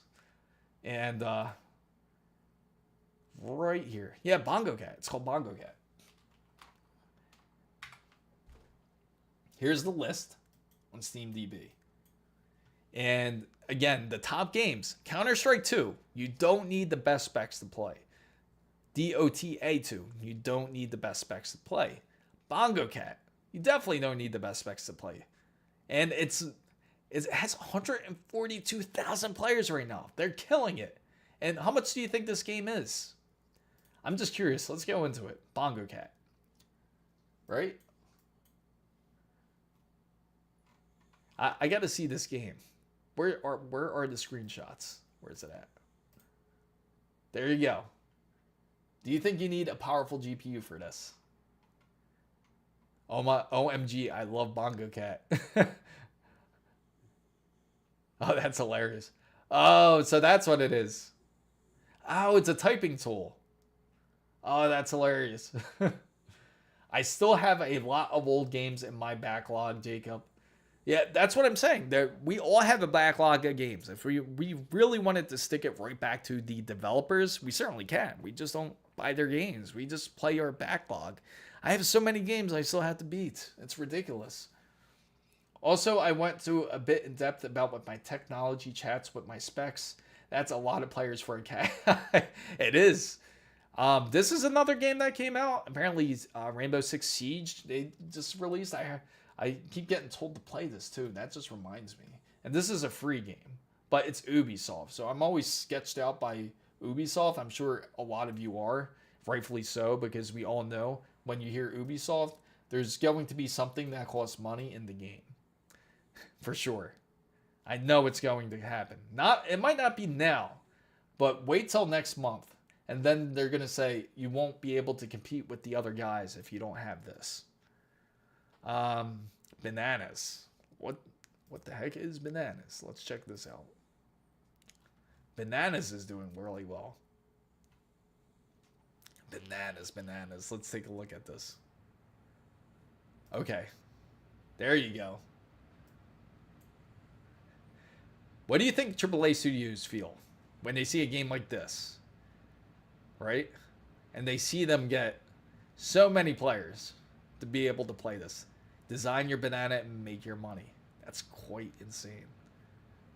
It's probably a lot of fun, I bet. That's hilarious. Oh, man. And this game got 99,078 players currently. It's 24-hour peaks at 103,000. See, that's what I'm talking about. If you really take a look at all the games that are on the top list here, what does that tell you? Most of them are not AAA games. This is the most played games overall. Right now, the trending games are right here. I am the minority, but I enjoyed exploring Cyberpunk and Witcher with ray tracing, but in the end, I turned it off for FPS, saving for a 9070 XT 5070 Ti build right now. We'll have a blast playing it on. Hey, I don't blame you. When I first got Cyberpunk, I was one of the first people to refund the game originally. And I'm not joking, because it just didn't run right, and it was on a 2080 Ti. That's when the game released. But I do have to say, when I replayed that game back in, what was it, 23, I think it was. Back in 2023, man, that was quite the game. And I do got to say, the story was excellent, and it's very addicting, I got to say. Like, after they rebuilt that game from the ground up, it is actually a great game. So I do agree with you, Dan. It is an awesome game. Stephen says, what do you think of my first time build with a 9600X with the 5060 Ti, 16 gigabytes, 32 gigabytes of DDR5 RAM, 850 gigabyte modular PSU, ASRock B850M 2.0 MOBO. That's an excellent build, I think. I'd say personally it's a great build. There's not really any wrong build. The only time you really build backwards if you put something that's not as backwards compatible or isn't as compatible. I usually don't recommend like putting a like a 9070 with a say a 5500, because you won't get the full benefits of the card. That's when you run into bottlenecking. But if you pair it just right with what you just did, then that's a perfect build right there. 9600X with the 5060 Ti, they will work flawlessly together. That is a very decent build. So there is no bottlenecking. You built a good PC. Is the RX 6600 8GB a better value than a 3060 12 gigabytes? That depends. That's when you mean by value, is it at the same price currently? That's my question. Is it way cheaper? 3060 12 gigabytes, not bad. That's actually like a real 3060 before, I'd say like the 50s, before the 5060, because the 5060 wasn't like a real 5060. It's like a really like a 5050 to be honest. But I'd say if you can get the 3060 at the same price as the 6600s, I'd say get the 3060. Because you'll get a bit better ray tracing out of it. But if you are getting a better deal on the 6600 8GB, then I'd say get it. Are you playing on a 1080 monitor is the question. If you are playing on a 1080 monitor, then either one should suffice, to be honest. And you will be satisfied with either GPU, certainly. And 8GB is certainly good enough for now. It was my first time build, and I did so much research. You did great. You did great, Steven. Doing it, it took like 8 hours building it in one night. Only issues was the speaker configuration, but other than that, it went well. Yeah, it's typical. You'll run into little issues. Sometimes it'll be like a loose connection, and that's really a common occurrence. It happens to everybody. We tend to make mistakes. There's nothing that's going to be perfect, but as long as if you were able to correct it, that's all that matters. 6600 XT, maybe. Usually the 6600 XT goes for 270.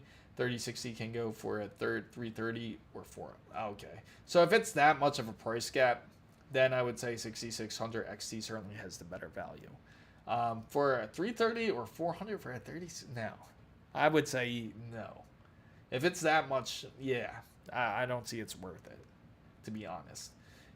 If you do go 30 series, I'd suggest going like at least 3070.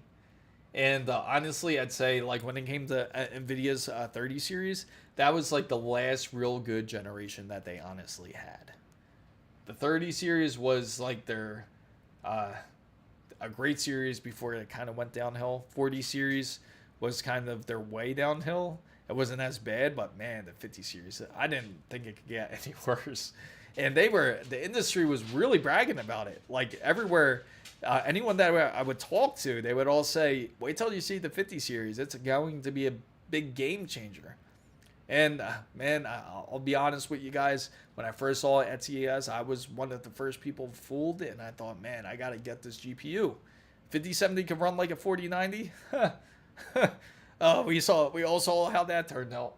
No, now Jay says the 3060 12 gigabytes are so much more expensive for some reason, but the 3060 Ti, I can see them at the same price point.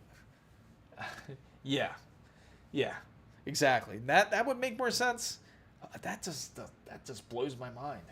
Yeah, I was really surprised I didn't run into a bigger issue. I suppose the major prep and research time, it did. It certainly did. And notice my friend who built his at the same time but rushed the hell out, going really bad. Oh, really? What happened? You gotta let us know. Perfect story time for you, Steven. I gotta know what happened here.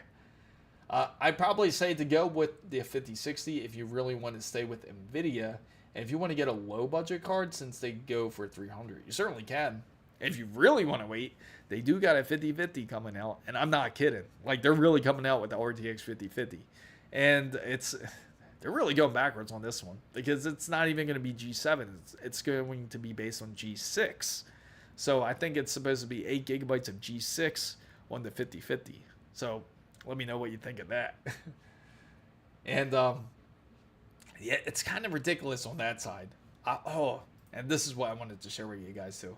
It wasn't just Doom, but that's good news for all us Doom guys out there. Everyone that does enjoy a bit of Doom. I know it's kind of like a cult game, but man, Doom does make some great games. The only Doom I haven't played is Internal, believe it or not. I played every Doom but Internal. And that's something I have to get. I heard great things about it. Oh, and Borderlands, they're just trying to justify their pricing here. Look at this. I gotta share this real quick because I think this is hilarious here. Because tell me if you feel this is justified. No. You see, Borderlands 4 is a bigger evolution than Borderlands 3, says Gearbox. Doesn't that make you laugh? Doesn't that make it? All I can think is the $170 price tag with the game. So he hardly did any prep research, went for a higher end CPU like a 3050, but his issue, a GPU, I think you meant, right? Like the 3050, but his issue mainly stemmed from him not sorting the right drivers out in the system. Oh, really? Oh, so he was downloading the wrong drivers. That's not a good thing. J-Block says, what's the best GPU to partner with your R7 5700G? I'll tell you right now, 7900 XTX. If you want to get the best of the best, I would say get that. NVIDIA has been rolling down the hill after they introduced 2000 series, but they kind of got up at the 3000 series, but not after. Yeah. And that was the thing. Like, once they went DLSS, you knew it was going downhill. Because that was the big comparison. Like, how come nothing can run without DLSS?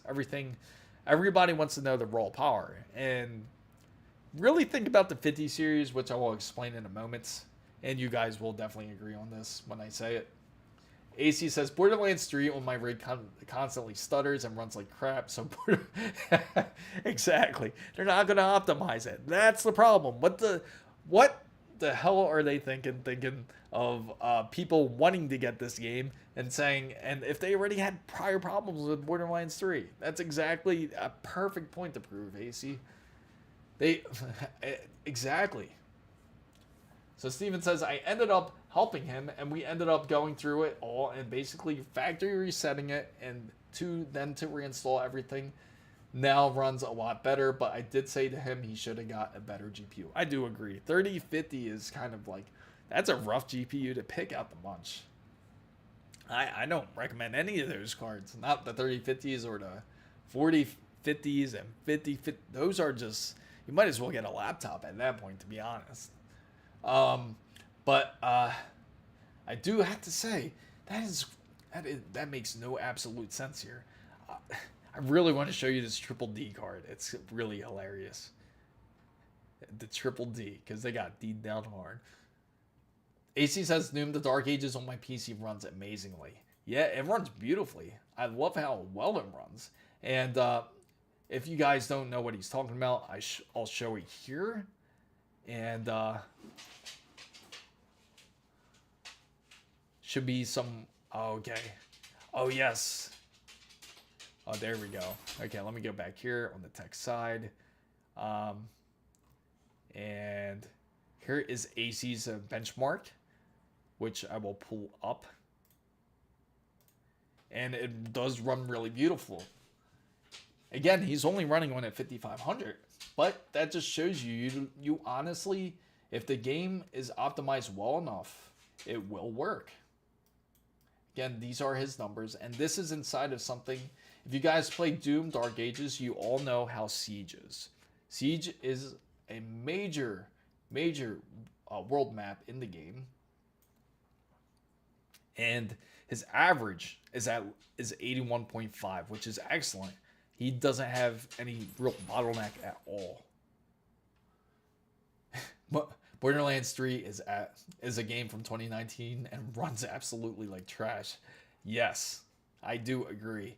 Game devs right now have been encouraged to not optimize their games by NVIDIA. I do agree.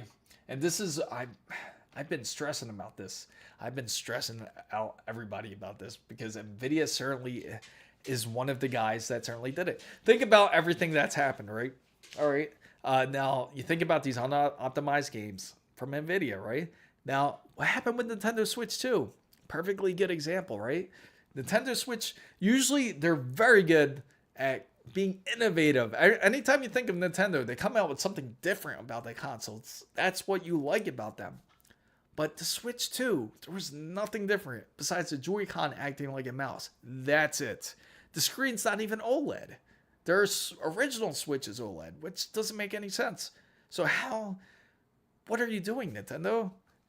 And again, who's next to Nintendo right there? Jensen Huang. Believe it or not. So it seems kind of ridiculous, like how these game industries are headed. How are you going to justify an $80 game on Nintendo Switch when it looks terrible? And Steven says he was trying to cheap out, and I did tell him that to go with the lower CPU. Agreed. You're right. You are absolutely right, Steven. That was a good recommendation by you. Sorry for my spelling it. No, it's okay. I'm just glad. I'm glad that you mentioned it, because anybody else who is thinking about building a PC, he's absolutely right. It is very important to get a better GPU than the CPU. Otherwise, you will run into bottleneck. You don't want to get something like a 3500 and running it with a 9070 XT. You will definitely bottleneck. Same thing with a 5090. Like, say you go 3500X and you get a 5090, that you will bottleneck. Or even vice versa. If you get like a let's say a 3050, you'll get kind of like a reverse bottleneck with the CPU, and then you get like a 7950X 3D or something. But AC says Oblivion Remastered averaged 30 to 15 FPS on my rig. What an absolute disappointment. I've heard a lot of negative things about it on low with FSR. And I feel with when it comes to Bethesda, when it comes to their studios. Now, I know that they're also the ones that they have an independent studio when it comes to Doom, which is ID Software. And Bethesda is in charge of them, right? But I feel that they're very NVIDIA focused, to be honest. We all know it. I mean, we just saw the article about patch tracing. Nobody really cares. By the time now, the game released, what, about a month ago. And now they're introducing patch tracing. Like, mostly everyone who's played it probably already beat it. It's like it's one of those things where they advertise it, but it doesn't actually happen until like months later. It's almost like Apple when it comes with Apple Intelligence. I always tell, that's what bothers me about like things like the iPhone 16. That's what sold the phone, was Apple Intelligence. But does it still exist? No. Well, it does, but it's absolute crap. And that's a problem with these companies for the most part. And let me go back here on Discord. Looks like we got some messages here. And it looks like I'm really nervous. I spent a total of $230 for a 5700 XT and a 5700X. Although used, the site where I buy it from does have a user safe.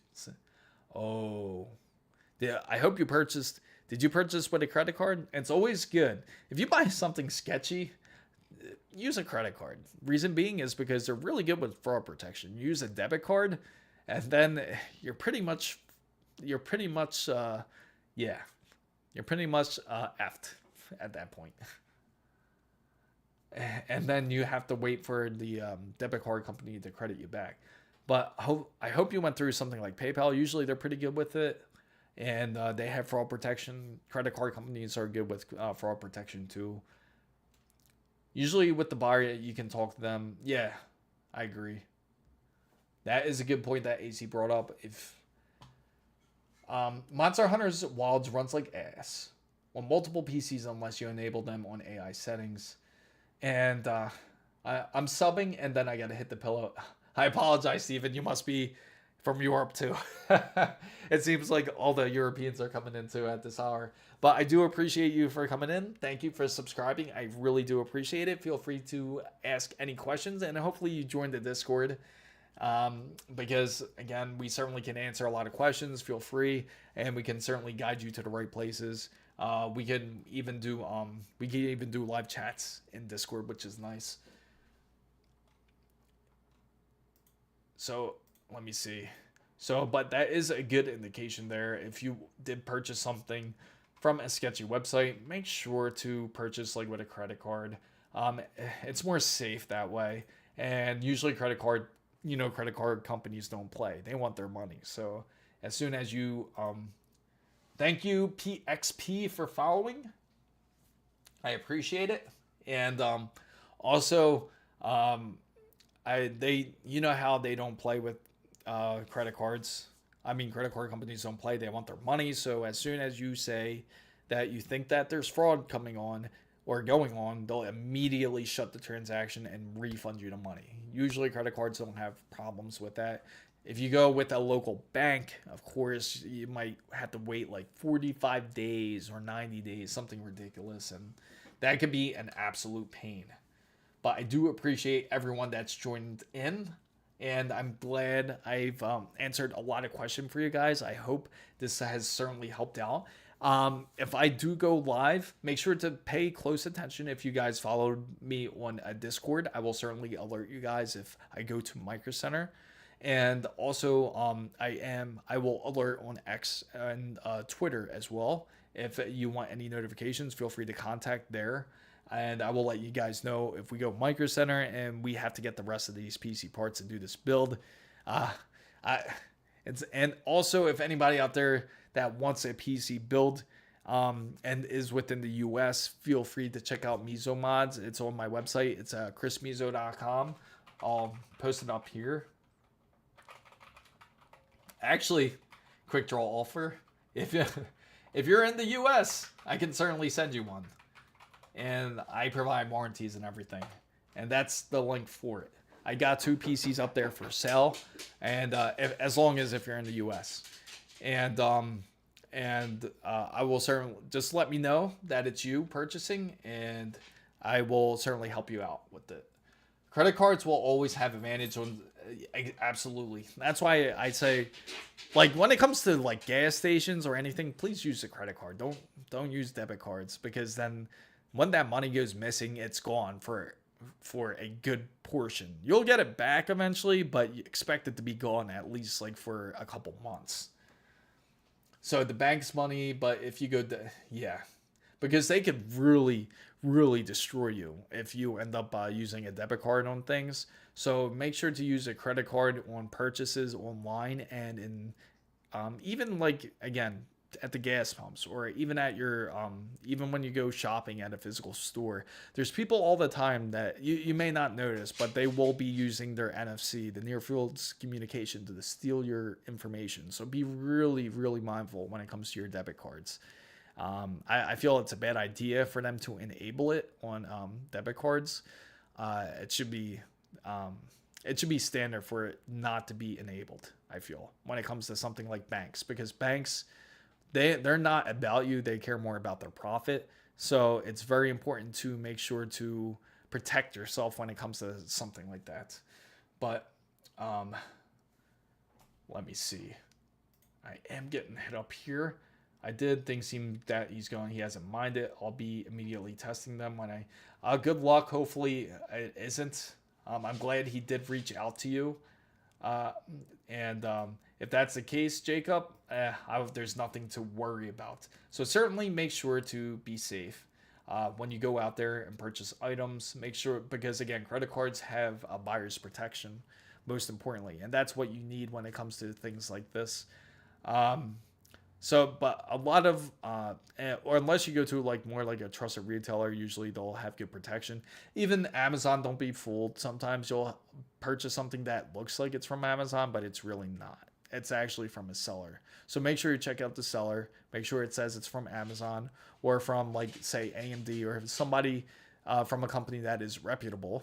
Then you know that you're getting the product. If you get it from, say, Shop to Sell or something like that, then you know it's not going to be from like a third party. And just be really careful when it comes to that, for sure.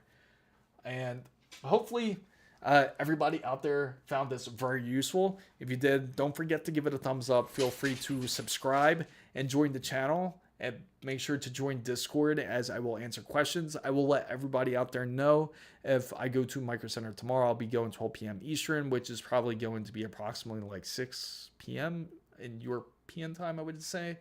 Thank you for joining Flinchy Otter. I see you here. And hopefully I can catch everybody soon. I will also, again, I might be streaming as soon as tomorrow. If I can manage to do a stream tomorrow, I will certainly let you guys know. I am getting a couple videos done for this week, so there will be a new video coming up on Sunday for a long format video. And also, I typically stream on Saturdays, not occasionally, but daily at 10 a.m. Eastern. So hopefully I see you guys there. I apologize for any inconvenience for all the Europeans out there. Hopefully you did enjoy the show for the most part. I'm glad you got to join in. And thanks again so much for watching. Much love to the fan bam out there. Thanks again for joining.